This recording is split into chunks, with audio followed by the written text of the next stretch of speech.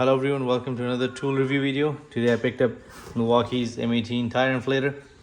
I've always wanted one of these because this right here failed. So paid $30 or $40 for this. It was okay for the first 3 months and then it stopped working.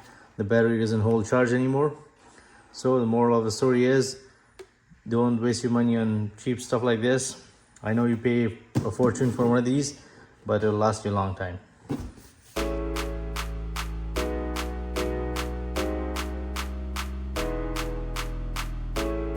Okay, just like the rest of the Milwaukee's lineup, inside the box there was a tool and a manual. That's about it. No batteries included. So on the back we can see that it has the hose and a couple adapters for filling different stuff. And in the front, this is where you will put your M18 batteries, and any M18 battery will fit. Just like here, I have a 5.0 full charge. So I'm going to put this. There you go. Let's turn it on.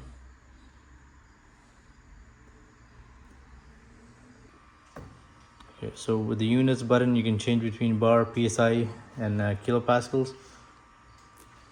Also, it has 4 memory settings, so you can have 4 different tire pressures stored in it.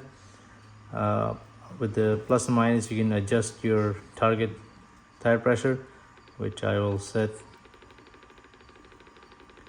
42 psi for my car.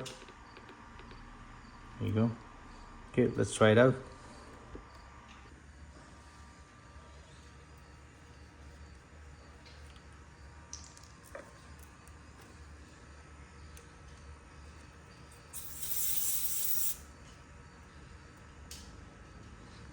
Okay, so my tire pressure is 14.5 right now, and the target I set is 42. So let's start it.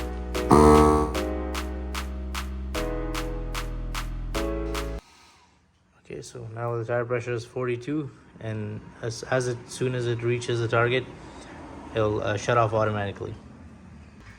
Okay, so it inflated my tire from 16 psi all the way to 42 in less than 40 seconds, which is amazing. Overall, I think it's a great portable tool.